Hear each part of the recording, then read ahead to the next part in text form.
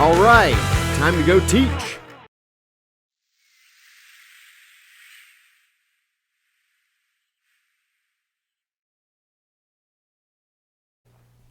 Hello and welcome to this next episode of Tudor Tutors, continuing our unit on the cell, and today we are going to look at mutations.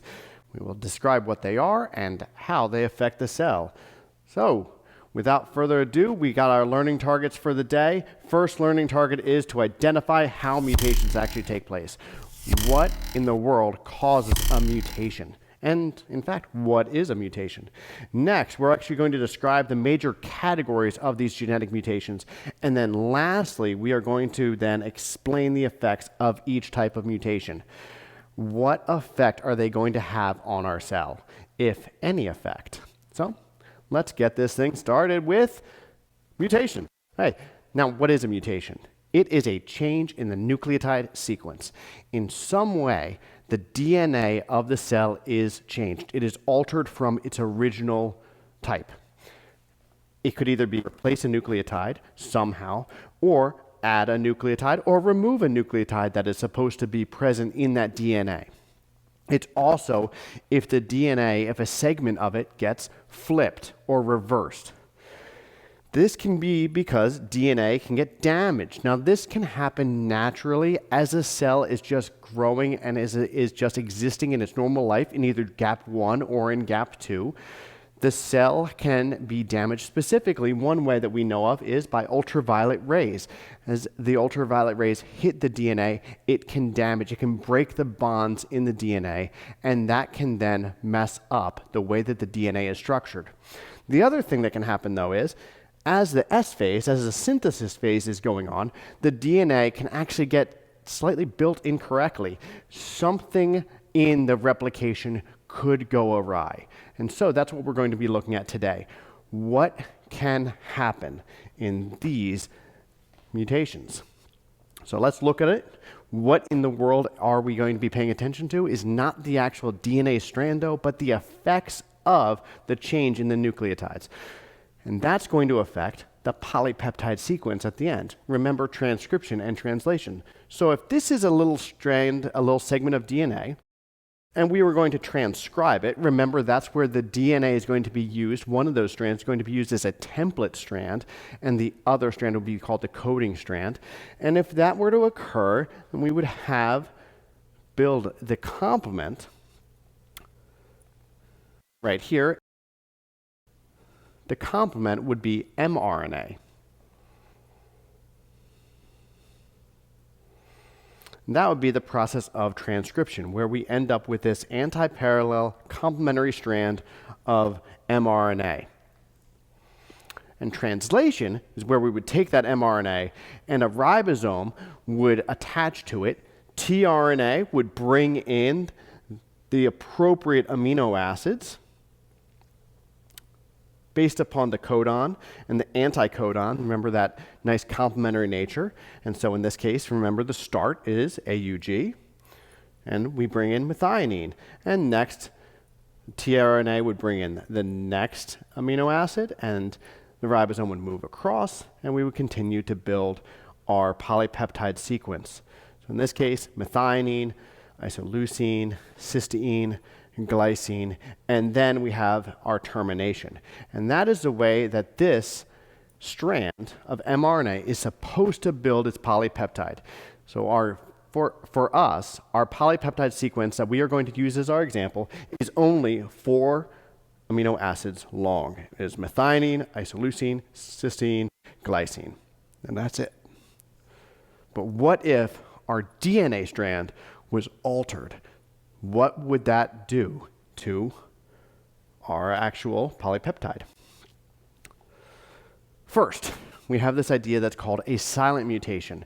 A silent mutation is where it would be a substitutionary mutation. That means we are changing out a nucleotide. So the wrong nucleotide was added for whatever reason, or the DNA gets damaged so that the wrong nucleotide gets put in. And that could be either that guanine being replaced with a thymine, which would then have the effect of, in transcription, instead of a cytosine being added, it would be an adenine that would have been built into our mRNA sequence. But the nice thing is the codon AUA and the codon AUC actually code for the exact same amino acid. And that's why we call this a silent mutation, because it doesn't change the actual amino acid that we would code for. Also, if we were to replace a nucleotide that occurred before translation were to occur, then this would have no impact upon the actual polypeptide chain that we were building, nor if it were a substitution that occurred after translation had ended and hit the termination point. So all of these are considered silent mutations. There is no effect by changing out any of the nucleotides that I changed out here on our actual polypeptide sequence. So that is a silent mutation. There's no effect upon our amino acid sequence. But what if there is? So in this case, we're going to knock out that thymine with a guanine. And when we do, that's going to change. In our transcript is going to, instead of being an adenine, it will be a cytosine. And now that no longer codes for isoleucine. It's going to code for a different amino acid, which would be just leucine. This is called a missense mutation. A missense mutation is where the codon no longer codes for the same amino acid. It codes for a different amino acid. That is our missense mutations. This will change the primary structure of our polypeptide. And by changing and altering the primary structure of our polypeptide, we might alter the secondary and tertiary structure of our polypeptide. The next type of substitution is called a nonsense mutation. And a nonsense mutation is, again, we're going to substitute out. So in this case, that guanine got knocked out with a thymine. And now we are going to then have our transcript no longer be a cytosine, but it will be an adenine. And UGA, that doesn't code for any amino acid. It codes for a termination sequence. So a nonsense mutation means that you have an early termination. So instead of coding for a different amino acid like a missense mutation, a nonsense mutation will code for an early termination and thus cutting short the polypeptide chain that you were supposed to create. A non-stop mutation does exactly what you think it would do.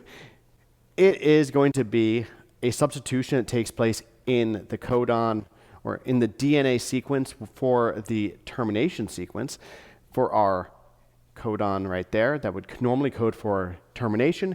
This now codes for an actual another amino acid. And so instead of having termination, we end up continuing to build and not stopping. So that's why we now have lysine, lysine, and glycine being added. This will go on until it reaches a termination codon or until it reaches the end of the mRNA sequence itself. So that is a non-stop mutation. There's no longer a stop codon. There's no longer a termination sequence because that nucleotide substitution has changed it to code for an amino acid. And those are the different types of substitutionary mutations. Each of those are based upon the substitution where an incorrect nucleotide is present in the DNA strand. And that means that our polypeptide chain might be changed. Frameshift mutations exist where instead of substituting, they are going to either insert or delete a nucleotide. And to understand frame shifts a little bit better, as the ribosome moves down the mRNA sequence from the 5' end to the 3' end, we would refer to that as the ribosome is moving downstream. So the closer to the start codon is upstream, and the closer to the termination would be downstream. For frame shifts, the insertion or a deletion is always worse the further upstream it occurs, the closer it is to the starting point of translation. How it works? You would insert a nucleotide, which then shifts all of the other nucleotides down. And by doing that, that means that now instead of the codons lining up how they used to, each codon is typically referred to also as a reading frame, is shifted off kilter just by a little bit. And so that means we no longer code for the same things. Now we code for a leucine there, and this glycine now is actually being coded for as an arginine. And, well, that's not termination anymore. UUA actually codes for leucine. And it would just continue working right across, just like a nonstop mutation, except in this case, it's not due to a single substitution. It's due to the fact that now our sequence is not actually lined up the way it should be because we had an insertion. We had a nucleotide that was added in. And this will again continue on until either the ribosome meets a termination sequence or until it gets to the end of the mRNA. So that is a frame shift, and this is specifically an insertion. On the other hand, a deletion does exactly what you think it would do. It would remove a nucleotide. So if a nucleotide is lost, that's going to cause us to no longer have our transcript look the way it did. And now it is a little shorter. Again, knocking out the reading frames for every single codon downstream from that mutation. So we no longer code for isoleucine. Now we code for threonine. And this is going to work all the way down our mRNA strand. As it gets translated, we're going to be translating the new codons because the reading frames are now off kilter.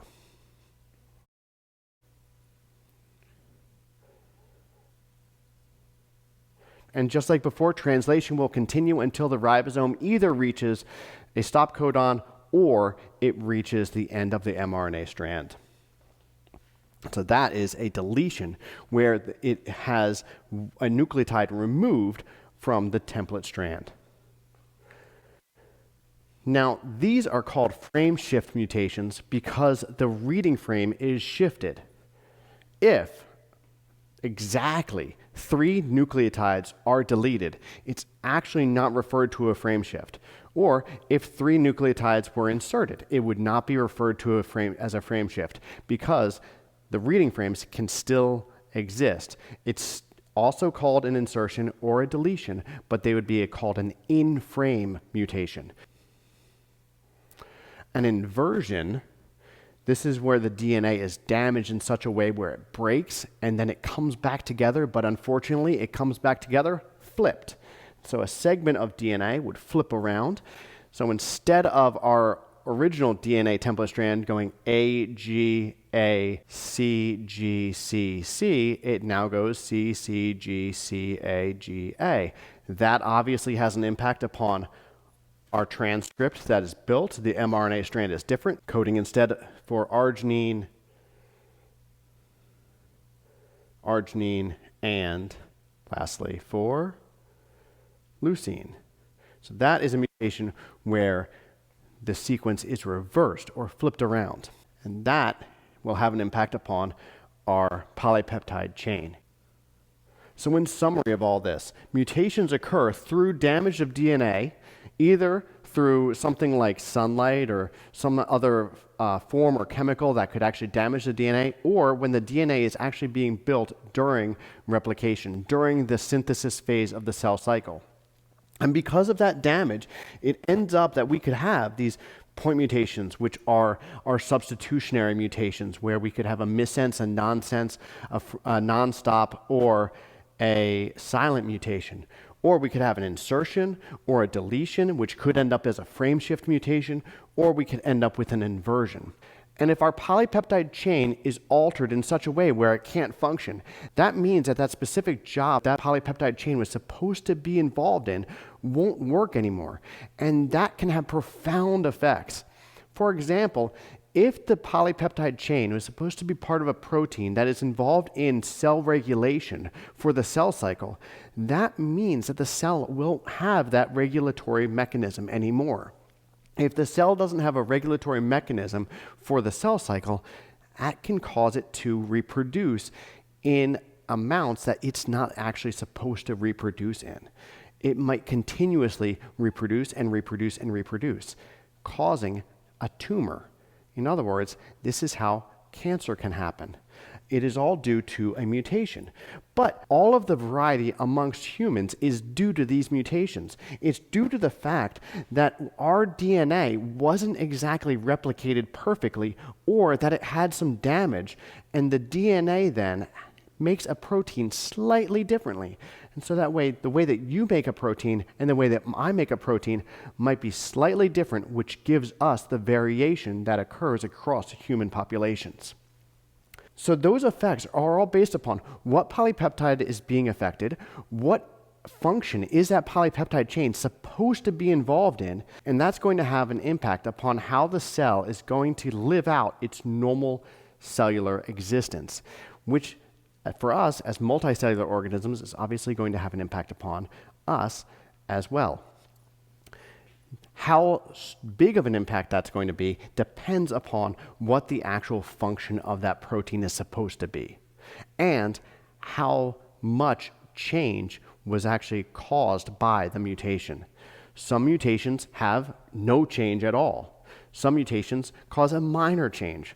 Some mutations make it so that the polypeptide chain stops functioning completely. Some processes that a cell would normally do can be completely knocked out and have a very minor impact upon the cell, whereas other functions are so necessary for the cell's existence that if they get altered slightly, that cell will cease to exist and no longer be able to be alive. And that is mutations. On that note, be awesome, stay awesome.